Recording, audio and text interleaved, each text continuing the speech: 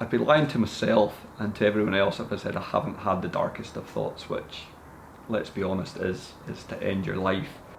It's kind of like you're seeking that almost peacefulness, or just getting that weight off your shoulders or off your mind. Certainly, it's a horrible place to be, because you just think, yeah, it's the last thing I ever expected, to be in that place. I think when you've been in it once and then you think about it twice and then a third or fourth time, or that's when the alarm bells do start to ring and you think, I really need to reach out.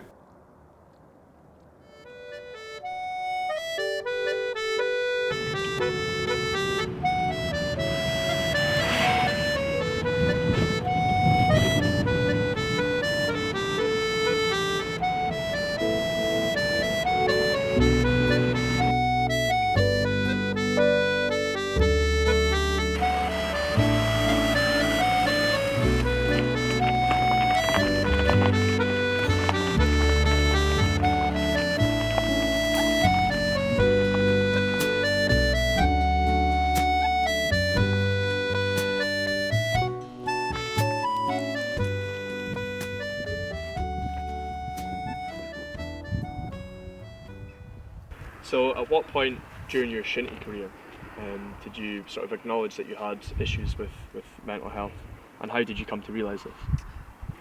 I think probably, again, and it was all based around your own maturity and understanding, so probably juvenile level, really.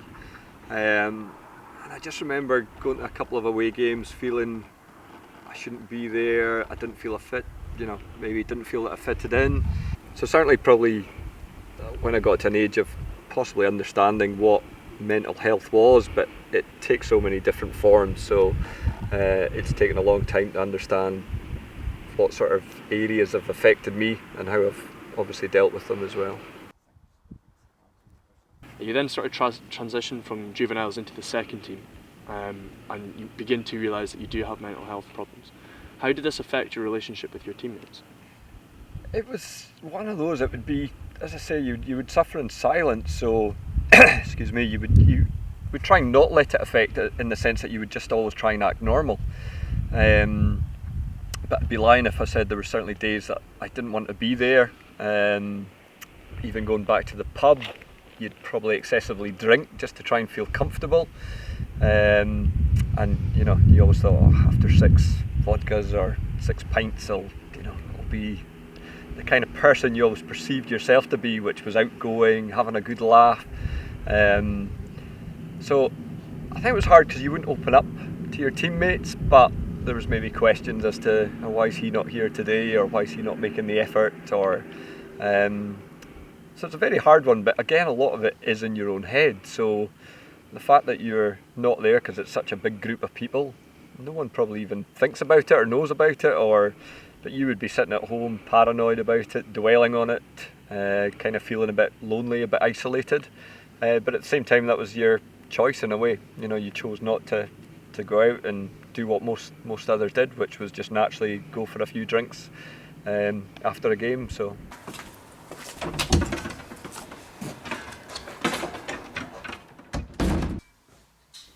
there's always that wee voice in the back of your head that says you've got absolutely no reason to feel that way.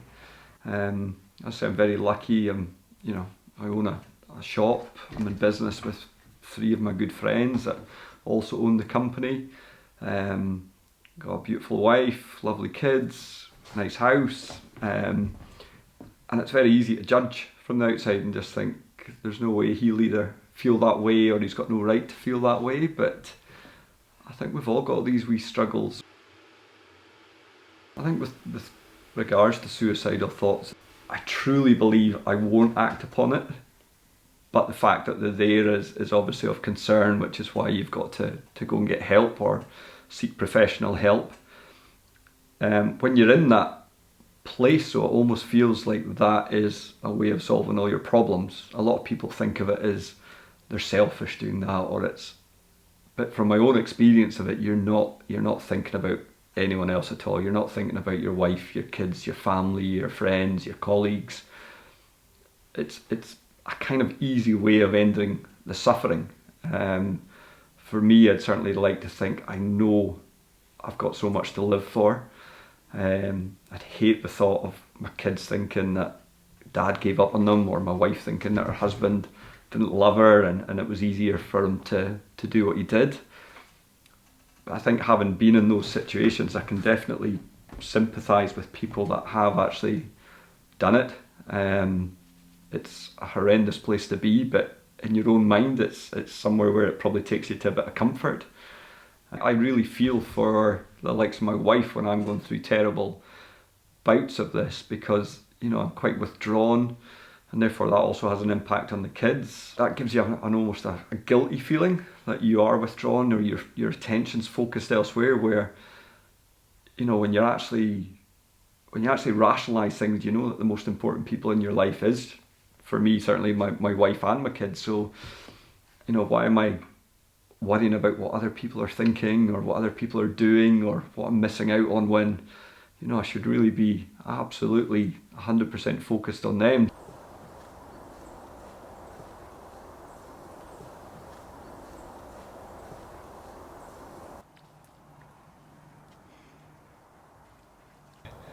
I'm game to try anything, and just after reading up on the benefits of it, I thought, why not? Let's just give it a try. So I think for me personally, I see it as a bit of a challenge. If your instant thought is to not go into the Cold War, let's be honest.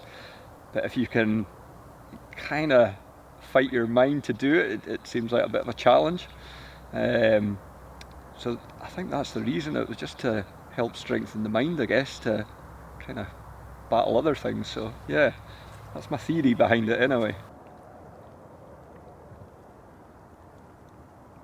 It really brings you into the present. I don't think you can talk, or you can't think about anything else. So for that 5-10 minutes, it's actually quite a nice feeling that it just really, makes you appreciate what's around you, and yeah, it's quite invigorating, really. One thing about coming here is you do get away from what's classed as normality. So whether that's work, whether it's family life, got a lovely wife and 2 kids, but yeah, just as everyone experiences with kids, they can absolutely do your head in sometimes. So I think, coming away here, it does give you a moment, either on your own or if you're with someone, just to kind of switch off, just appreciate where we are, take 10 minutes, 15 minutes to yourself. And yeah, it does, it certainly makes you feel alive, that's for sure. There's definitely something in it. So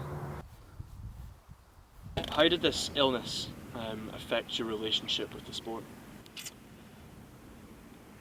It's a tricky one, because I've loved the sport for so many reasons, all throughout playing, coaching, training, but it's definitely, it's one of those where you put yourself in a place or a role where you can be judged, and at the end of the day, the sort of illness that you have, you want to stay away from that. You don't want to be judged. You just, you don't want people having opinions of you. So it was quite a conflicting one, really. But on the whole, I've had some great memories from Shinty, and great times, and been involved in, fantastic teams and squads. Sometimes it was a struggle. Sometimes I just didn't want to be playing, but felt I had to. Other times, as you say, it was a release if you were in a good place. It's that whole, when you exercise, you release endorphins, and there was no better feeling when you actually enjoyed it and you were confident and you thought, this is the best sport ever.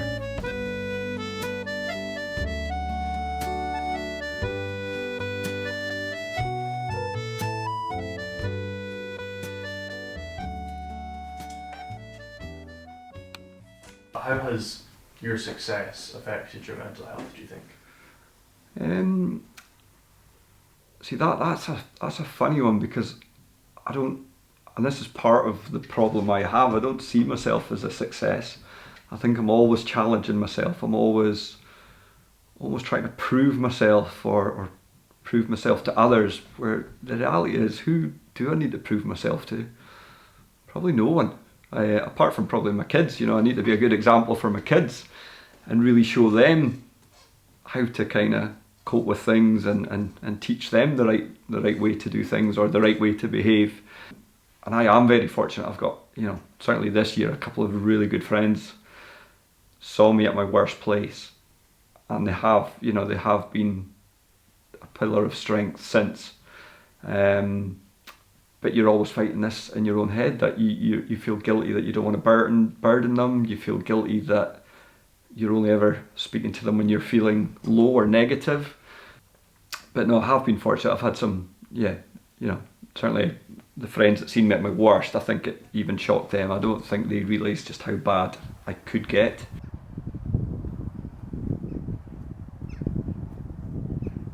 What, if any, did you dread the most? Was it training? Was it games? Was it away games?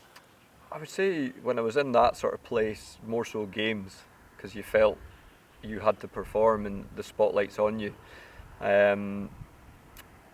That would be difficult, because you're already in a place where you're negative, so you're self-doubting yourself, your confidence isn't there, you're questioning why you should even be on the pitch.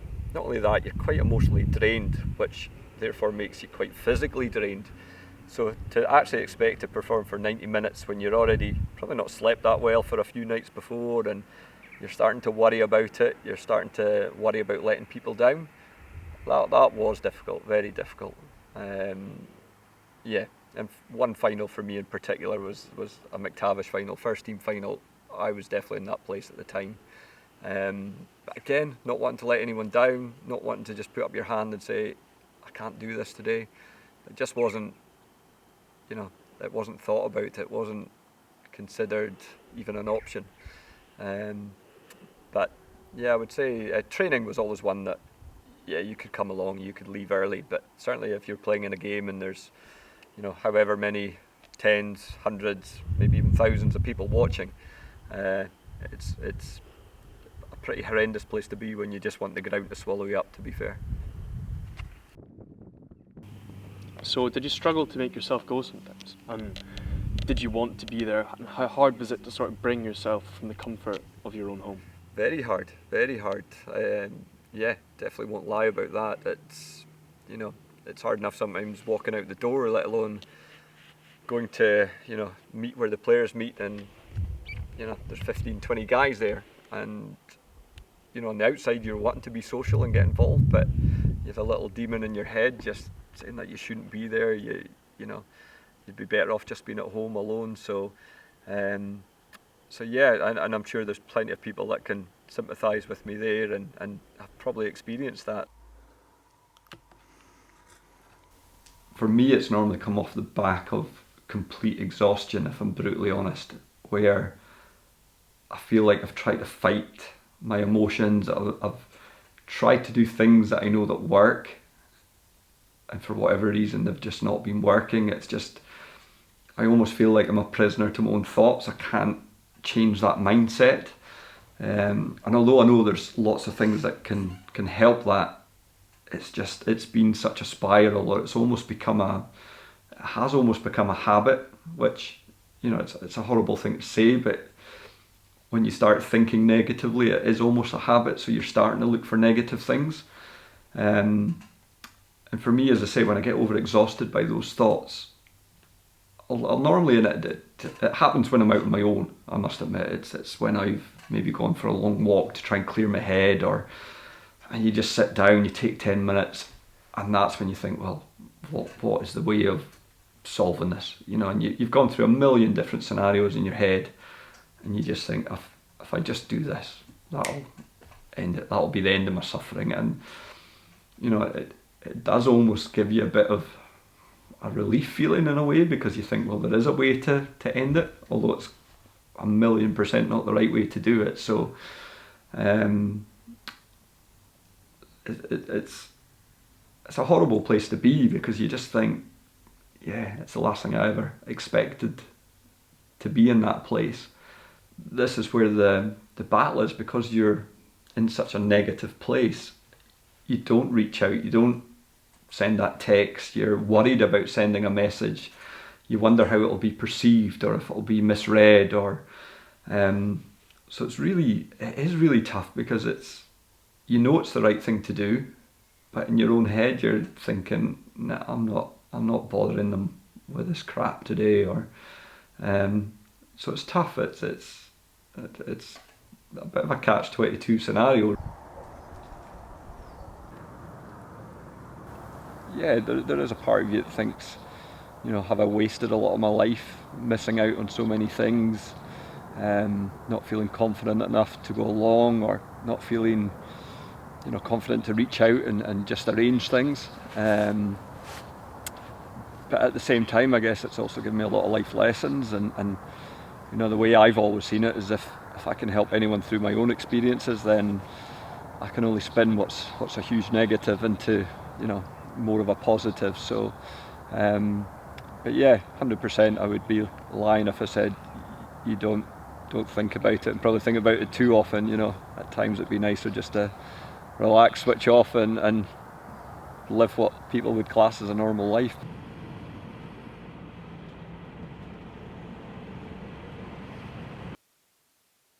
So what is the Hello There project? The Hello There project it's still a work in progress, if I'm honest, but I set it up as a kind of community type event where I invited quite a few industry professionals to come along and host a talk. So the idea really behind it, or the main aim, was to destigmatise mental health, along with bringing along these industry professionals that could talk about what they can offer.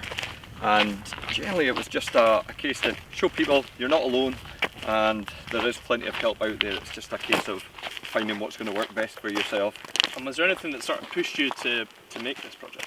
Something I'd thought about for years. I think the way I looked at it was what a lot of people would consider a very negative, bad experience, which it certainly is.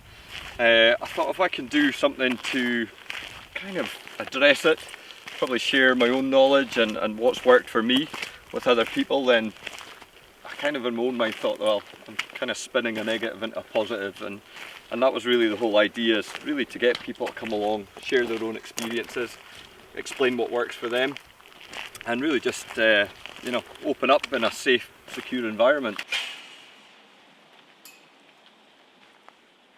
So why is it that you're trying to give back? I think it's important to give back. If as I say, if I can turn a negative experience into a slightly more positive one. There is obviously a slightly selfish thing that, you know, it's nice to be nice, I guess, and you know, if you believe in things like karma and you know, goodwill and gratitude and things like that, then but yeah, for me it's just if I feel I can help at least just one person, then, you know, it's made my struggle, certainly, you know, I've learnt something from my own struggle, so so hopefully, you know, someone like myself, again as a younger self, doesn't have to face the same sort of situation. Right, just go for it. Okay, I'll say I normally just go into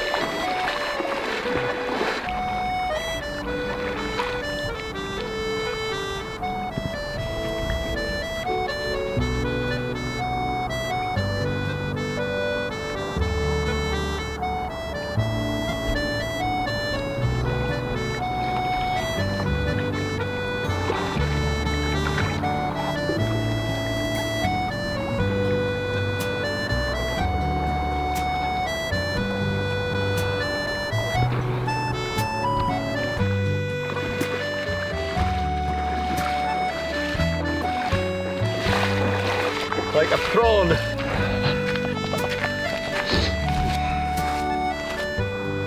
You almost feel like you're just leaving everything in the lock, and it's just like pressing a sort of reset button. So hopefully it lasts for a good while, otherwise I'll be in and out all day.